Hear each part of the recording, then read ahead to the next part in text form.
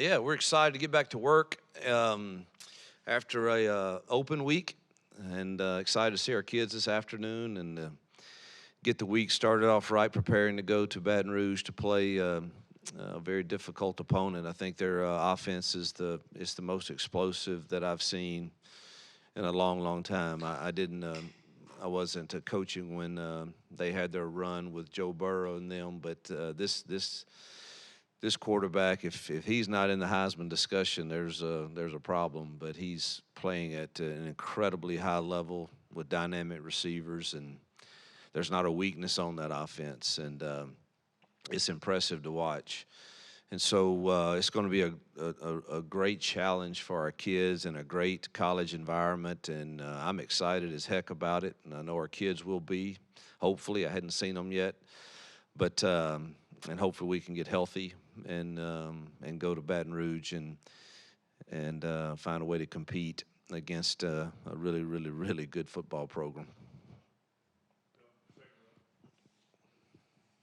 Yeah, Coach, you're talking about health. You mentioned the other day you hope that Damari would be back. Talk about the guys that are banged up and who looks like they could be back. Yeah, it doesn't. Of course, Keys and Keontae and are still out for the foreseeable future.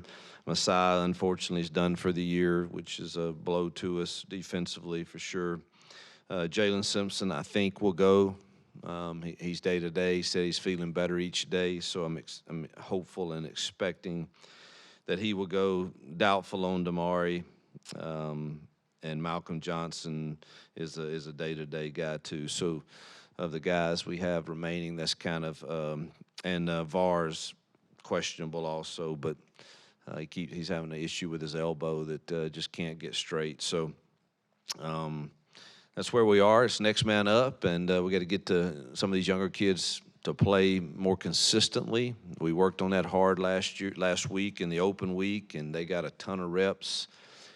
And because we're going to need them before this season's over with the remaining 7 games we have. Coach, with the bye week so close to midseason, what kind of things did you guys assess offensively, and did you focus more on just executing what you've done better, or are you looking at a philosophy change on offense? No philosophy change, other than maybe making sure we're running the right RPOs with the runs and doing more of that. Well, you do all the self-scouting to find out what your tendencies are, and to make sure you have those posted when you're game planning this week. If all we've done when we've motioned the tight end across the ball is XYZ, then you probably don't need to do XYZ this week. And so we did all that self-scouting, and then obviously trying to make sure our identity, particularly in the passing game, matches our personnel.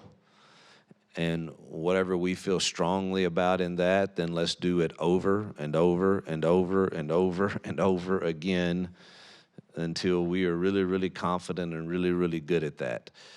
So that was pretty much the focus offensively, and defensively it was.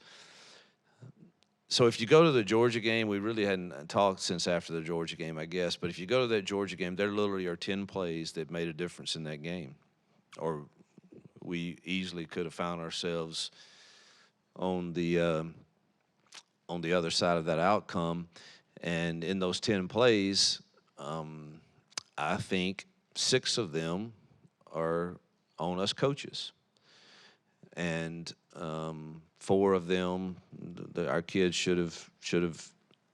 Obviously, there's more than 10 that didn't go exactly right, but you can take 10 plays in critical situations where if we don't get a protection set right, that's our fault. And that's not easy for me to say, nor to take, nor to live with, but we've got to get that fixed. And but then there's things that our kids could have done differently too. Now forget, we had 2 balls in our hands inside the 5-yard line on 2 passes. If we can just make one of those plays, and so I'm not counting those as the 10. I'm talking about 10 fundamental things that we could have done differently offensively or defensively in a critical situation. If we execute that properly, they make a direct impact on that game because they were all in the critical downs and critical moments. And that's encouraging that we played a team of that caliber close, and we want to build upon the good things because there were a lot of good things. But the margin of error for us winning and losing right now is so small against teams that probably have a better roster in some spots that we can't afford those. And we have to look at everybody, coaches, players. Why are we not getting that executed? And if we can't do it personnel-wise, then get it out of the plan. If we can do it, but we're not doing it right, then we got to coach it better. And so that's what the whole week was about, is how do I not go to bed after a game feeling that way? Hey, a question about Peyton specifically. I know you were much happier with the way he played against Georgia. Was that like an aha moment for him? Do you think he can kind of build forward from there? We're trying hard to build upon it. I thought he made some really good throws. And look, when you're playing in this league,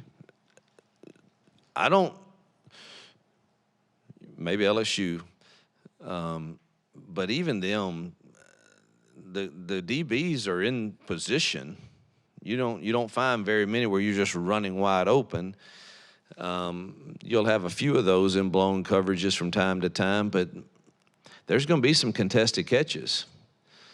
And there were, I think he had 9 incompletions, and I literally think 6 of them could have gone either way. And I'm certainly not saying that they were just total drops or anything like that, but they're chances for us to make plays that, again, put us in position to get points or convert the chains and keep our defense off the field. And we're going to have to start making our share of those. And so the balls, though, were in the right spot. I mean, some of them were really good throws. And so I do think there's something that you can build upon there.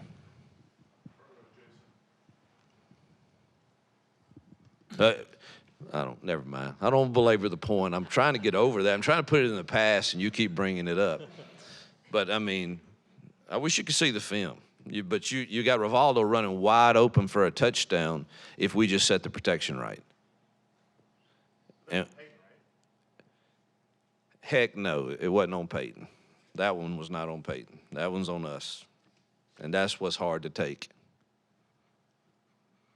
Peyton would have got it right if we had him in the right toolbox. We got to give him his tools. And that better get fixed. You mentioned young guys.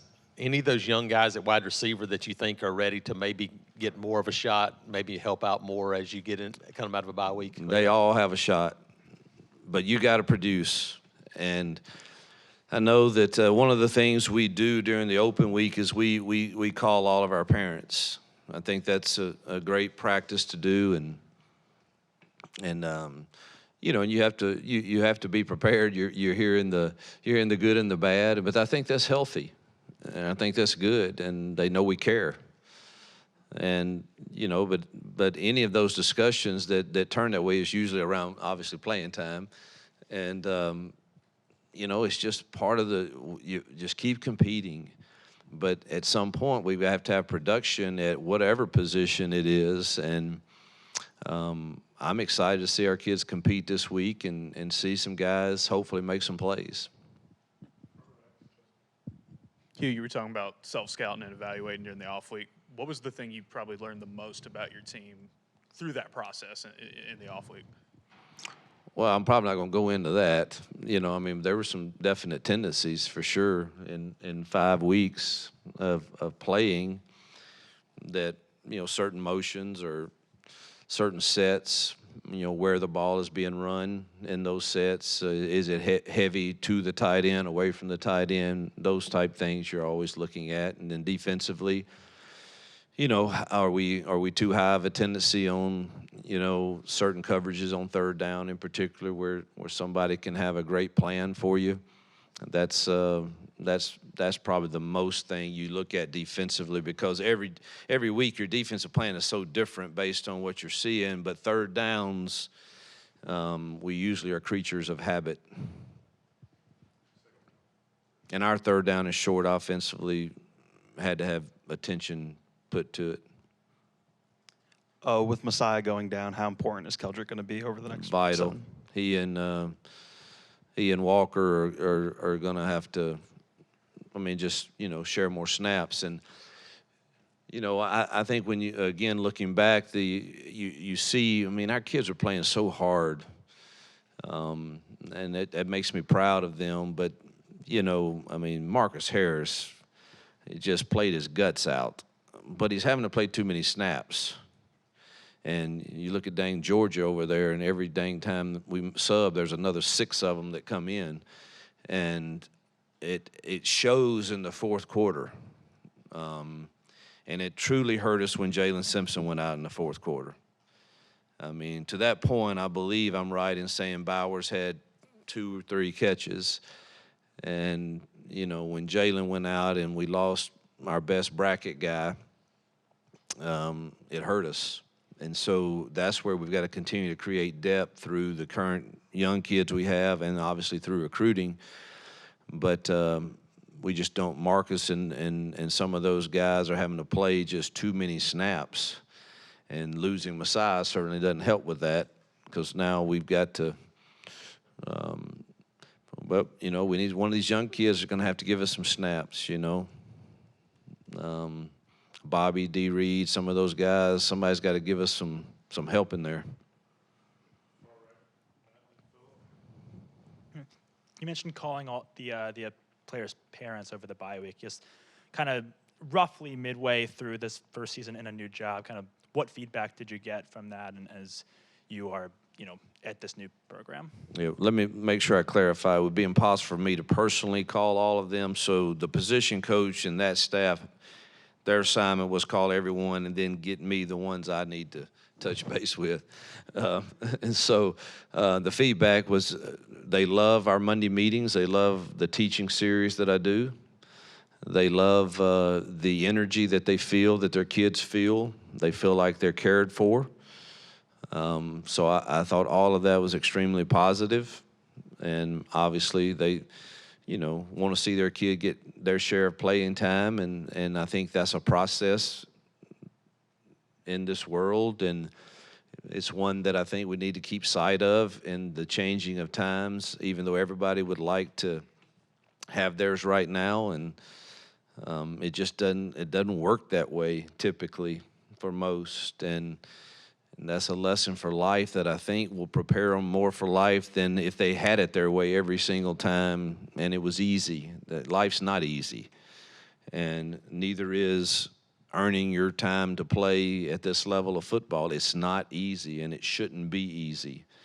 It takes you embracing the grind and going to work and enjoying the process of becoming. And I sure hope we can do a good job of getting our kids to believe that, so that they're not always in this world looking for greener pastures and an easier way. And I think that sets you up for failure in life. Far right, Philip. Speaking of Jalen Simpson, could you just talk about what he has meant to your defense? And when he went out, there was obviously some wide open passes to Bowers. Kind of how him being out of the game. Yeah, he and Keontae, were the leaders of getting everybody on the right page back there, and obviously not only on the right page, but those two can cover and can have played really at a high level. And obviously losing Keontae was tough, and then him going out in the fourth quarter was very, very difficult for us also. And he has been an energy leader, fun for me to be around on the sideline, always cutting up with me in practice, he's been a joy to coach, truthfully, and has played really well. You mentioned in your open about Jaden Daniels and just how good he is for LSU. Through 6 weeks, he's almost got 2,000 passing yards, 19 touchdowns, and just 2 interceptions. And you've also talked about how your defense has to be set up properly to stop a guy like that. So what's the game plan this weekend for somebody who is so talented and who can beat you in pretty much any way he wants? Yeah, I don't, obviously we're not going to talk about game plan, but I don't think you stop him. There's too many weapons around him, and he's too good. I think you look at the key to this game is, can we hold him to field goals? Truthfully, no one has stopped him, and he plays so effortless. Literally, he runs 40-yard touchdowns and it looks like he's jogging, and yet no one's catching him. And his balls are so accurate to those talented receivers. I think it's a hard task. Again, I think to this point, and I haven't watched future opponents, so somebody will use it for bulletin board material, but it's to this point, it's the best offensive personnel I've seen in this league to this point.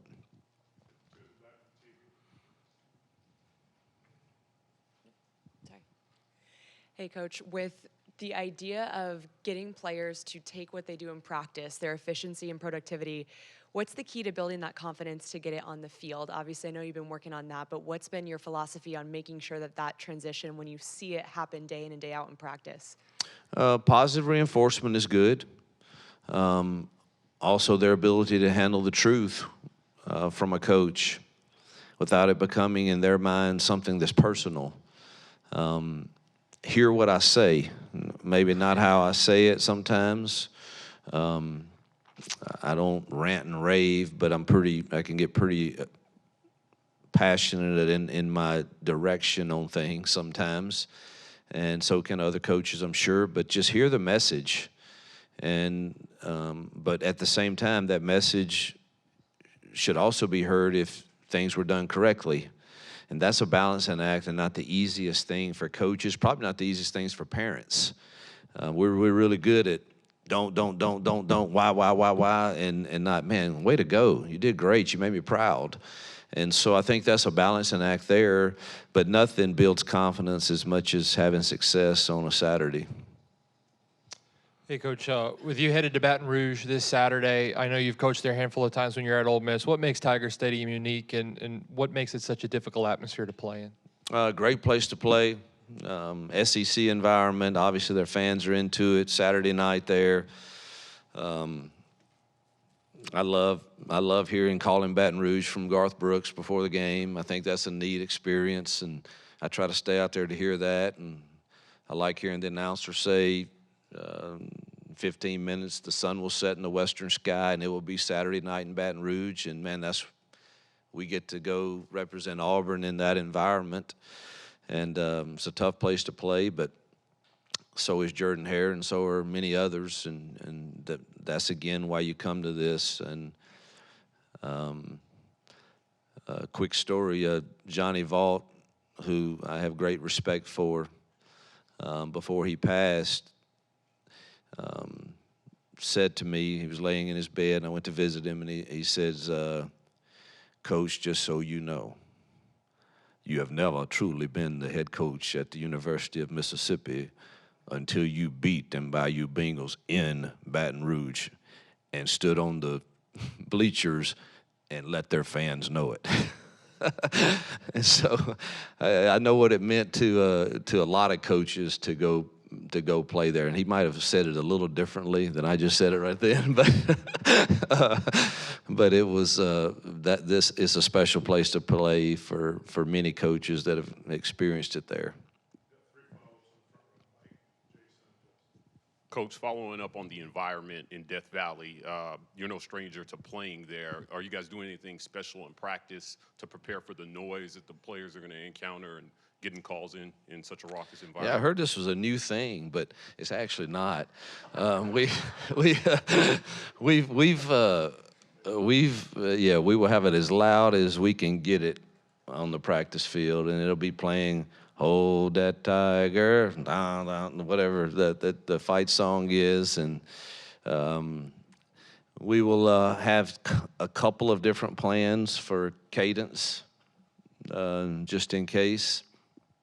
I do remember having a fist fight with them down there when I was at Ole Miss, and it was a it was a Saturday night game, and obviously very loud, and we were backed up into the student section in a critical drive, and we had 3 false starts. It was so loud, and so we will have a couple of different plans if that's the case.